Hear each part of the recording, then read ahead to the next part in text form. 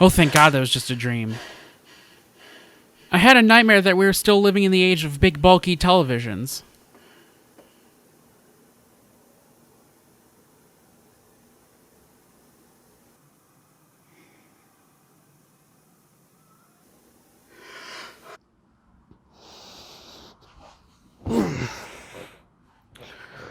So I was actually watching Quentin Reviews talk about the retrospective on Blue's Clues. Yeah, I'm being serious. In a lot of the video, he used video filters in order to create a CRT-looking effect. It actually inspired me to show off my CRT, which I own in current year, and to sort of talk about CRT technology versus modern technology and differences. For those of you who don't know, the PVM I showed off in the intro is the Sony 14M2U. PVM standing for Professional Video Monitor, and these things were used for all sorts of stuff. Video editing, color grading, security, medical monitoring. The YouTube channel My Life in Gaming has a video that explains all of this way better than I ever could. So why own a CRT when we have, 4K 120Hz amazing PC displays? Primarily, it's for retro gaming. CRTs have a godlike response time even now. So playing on real hardware with a CRT may give you a slight advantage still compared to using an emulator on a modern display. For me personally, I actually like PVMs a lot because I love the way that they display an image. Now, I don't have a camera that really is a high enough quality that can really capture how good a PVM looks in real life. It's really impossible to emulate what a PVM looks like on a modern display. And I love scan lines on PVMs so much. I'm so spoiled with scan line quality from a PVM that I can't really take any sort of scan lines put into a game on a digital display seriously anymore. The best digital implementations of scan lines I've ever seen is Sonic Mania. I think the developers have specifically stated that some of the scanline settings were deliberately designed off of a PVM they've used.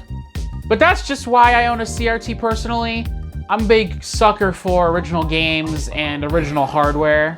If developers, decide to take PS2 games and put them on the next consoles with 120Hz refresh rate support, I actually might consider switching from a CRT.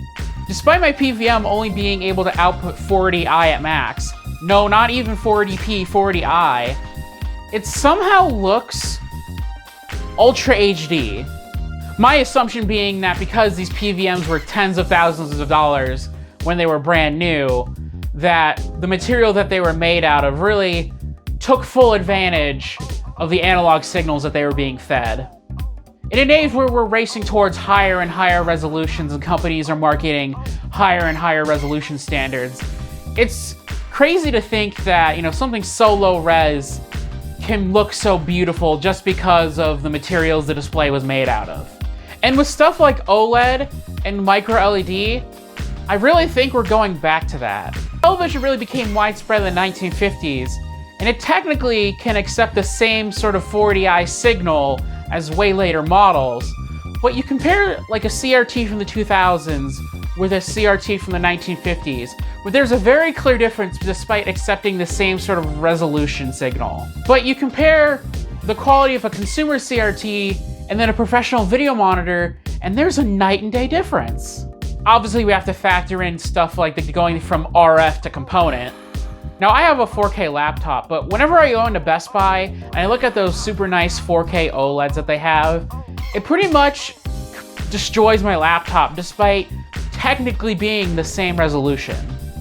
Now, I think that OLED is unlikely to have mass widespread adoption because of the burn-in issues it has. But micro LED doesn't have the burn-in issue and could potentially become the screen that we use in every device. But with micro LED on the way, we can still make a lot of gains in terms of the actual quality of the panel itself than just resolution. I do see, though, that in the next 2 or 3 years that TVs will start to have features that will pretty much outstrip the few advantages that CRTs have left. I mean, CRTs are really good at handling oddball refresh rates, but stuff like variable refresh rate on modern displays is gonna become the standard at some point.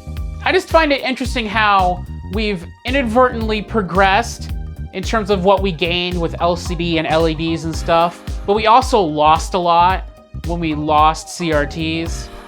Anyways, guys, thanks for watching, and I'll see you tomorrow.